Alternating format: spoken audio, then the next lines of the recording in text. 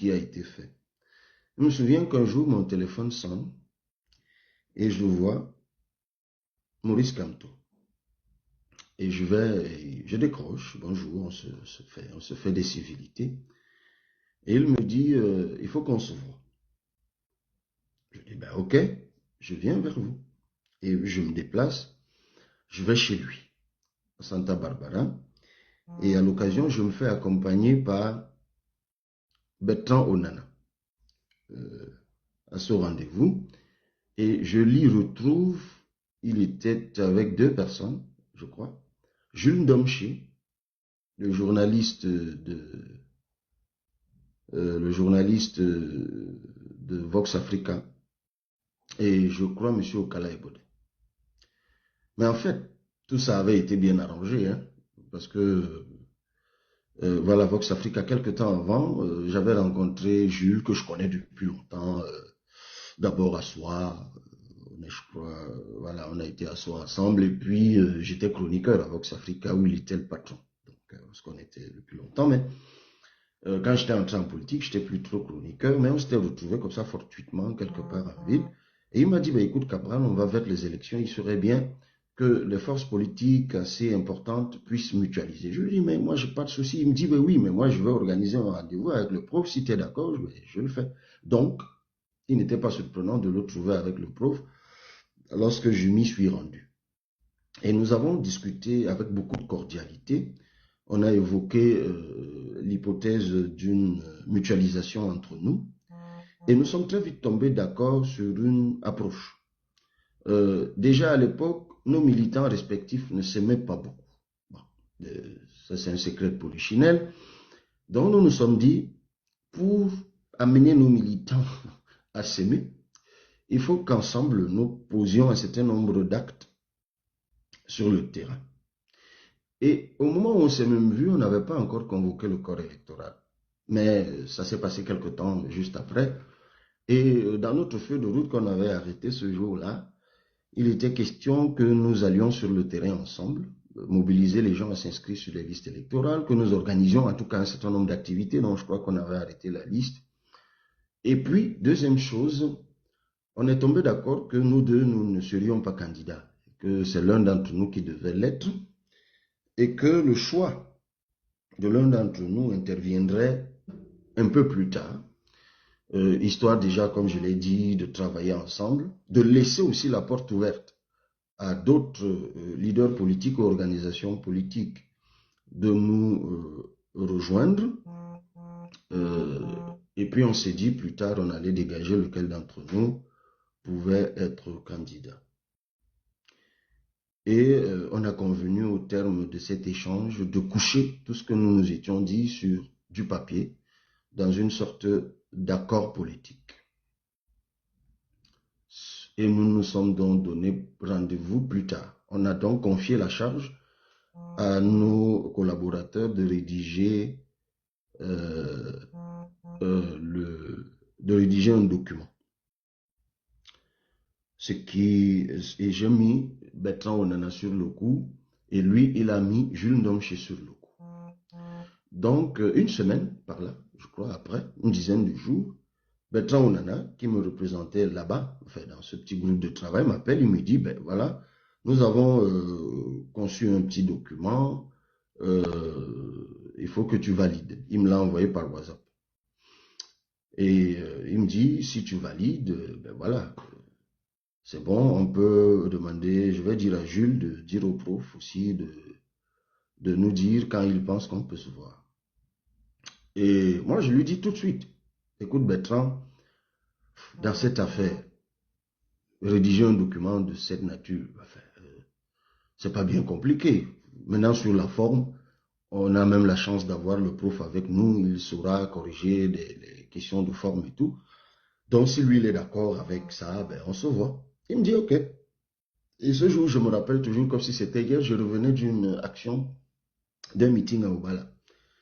Et quelques temps après, mon téléphone sonne, et c'est le prof qui m'appelle, il me dit, bon, écoute, j'ai reçu le document que l'équipe que nous avons mise en place a fait, et il faut qu'on se voit. Je lui dis, OK, prof, il n'y a pas de souci, moi je viens chez vous. Il me dit non, non, non, non, non, la dernière fois tu es venu chez moi, bon, maintenant il ne faut plus venir chez moi, je viens plutôt chez toi, à ton bureau. Bah, à l'époque, on avait un petit bureau à l'avenue Kennedy qui nous avait été, enfin, c'était une salle de réunion que Joseph Pouagam, qui y tenait le siège de son association, nous avait prêté, parce qu'à l'époque, on n'avait pas les moyens de s'offrir un siège. Et bien, je lui dis, nous, on a un petit Kajibi qui nous sert d'espace de travail à l'avenue Kennedy. Et puis, à cette heure-ci, il se faisait déjà un peu tard, on était dans les 18h, 19h. Je lui dis, souvent, à cette heure-ci, l'ascenseur ne marche pas, donc vous allez devoir vous taper 4 étages à pied pour rentrer. Donc, c'est peut-être mieux que je vienne chez vous. Il me dit, non, non, non, non, j'insiste. Ben, on se voit. Oui, quelqu'un dit immeuble Shell. C'était derrière l'immeuble Shell. Et ben, je dis, OK, prof, on s'y retrouve donc tout à l'heure. Et on y va.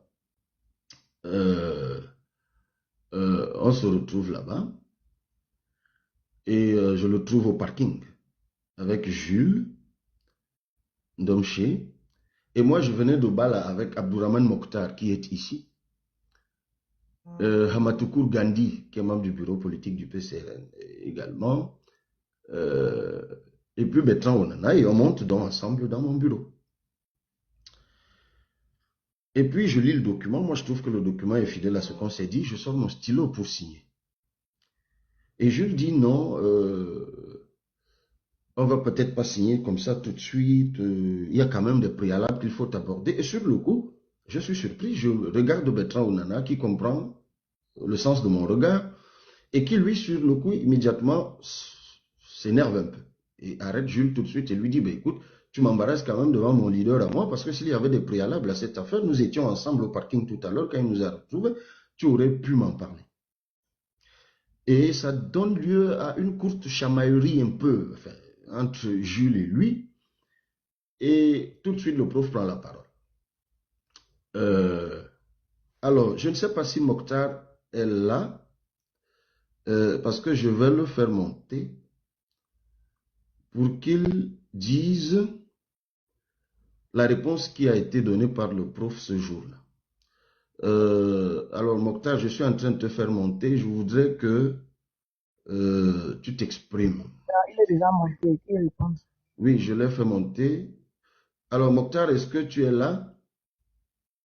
Mais c'est en train de tourner hein, Il plusieurs est en fois. pause café. Oui, il va Oh là arriver. là.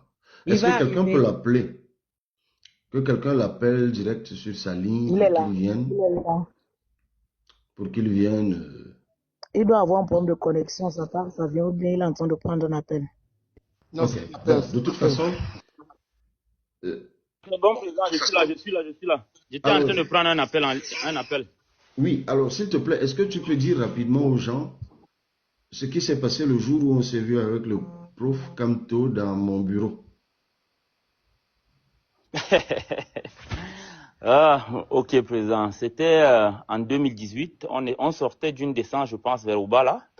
Nous sommes rentrés à 21h. On est arrivé à notre ancien QG qui était à l'immeuble CNPS à l'avenue Kennedy. Monsieur Kamto était là. Il était presque 20h, je pense. 20h. Il est venu avec Jules Domché.